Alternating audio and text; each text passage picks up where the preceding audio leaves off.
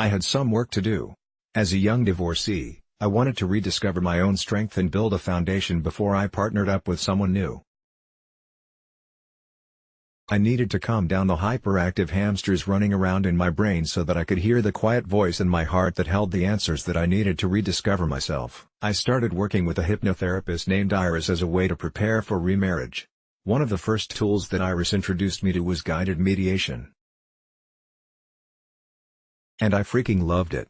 It was like a mental massage. I found it easy to follow the sound of her soothing voice telling me to breathe as I imagined myself walking up some stairs, or found myself in a safe and beautiful place.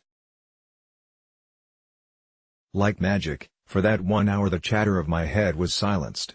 Those voices didn't stand a chance.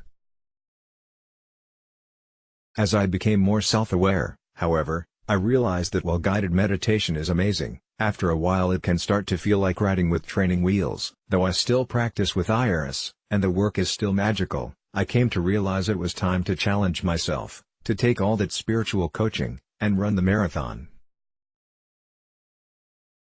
It was time to meditate on my own. I was so nervous. Could I do it? I mean, I've had those little hamsters running around my brain my whole life, spinning that wheel, and I love them. They're the reason I am so productive. Anyone who knows me, knows I have a crap ton of ideas and an equal crap ton of drive to get stuff done, which is awesome if you want to be a successful businesswoman in the United States, but, all that drive and determination means that shutting it down feels nearly impossible. My mind jumps from question to question. Am I a good friend? Should I send out that customer survey? What should I wear tomorrow? How is my mom doing? Is it time to get a PhD? All in 2 seconds, and while trying to do my actual design work. So, I took a deep breath and took off the training wheels. I started practicing a morning meditation to quiet some of the squeaking racket. It was intimidating to try to do it on my own, but what did I have to lose? In the year since I started meditating solo, I've discovered 3 simple exercises that have helped me win at meditation. Snow angels. I picture a tiny version of myself laying down, belly up, inside my brain. Then, I picture that tiny version of myself doing snow angels. During these mental snow angels, I imagine pushing away all the snow around me. As I do, I push out the extraneous hamsters, thoughts. The bonus of this one is that snow angels are childlike.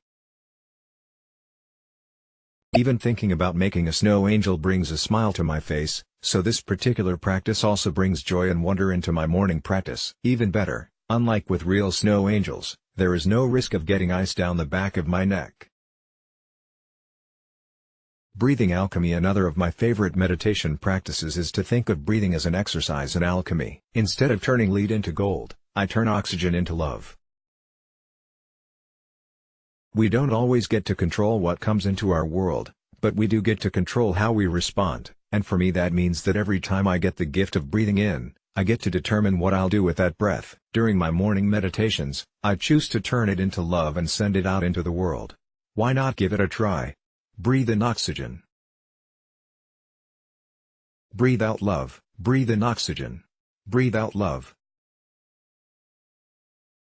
Travel to space. Getting some perspective is one of the best ways for me to quiet those squeaking wheels, so sometimes during meditation I try to reconnect with the feeling that I have when I've hiked to the top of a mountain and looked down on the world. How small everything is. This meditation works particularly well when I start feeling my problems and projects are too big and overwhelming. I picture myself sitting in my room, then I start to zoom out. I picture my home, my neighborhood, my city. Then the state, the country, the earth. I imagine myself floating in the galaxy looking around. Even the biggest things in our world are minuscule in relation to the universe. This meditation calms my anxiety, and brings my problems and projects back into perspective. With each of these practices, after a few minutes, the mental chatter and squeaky wheels quiet down. I can sit for a few blessed seconds without any thought hamsters running through my mind. Invariably, a new one will pop up and start running around, and I'll have to return to the exercise. But just like the meditation masters tell us, I have found truth in that the more I practice, the longer I can go without my thoughts showing up. It's a marvelous feeling, experiencing a minute of silence in the mind. Do you have a favorite meditation practice? Did you try out one of the above? Please share below so we can all benefit. Let's block ads. Why?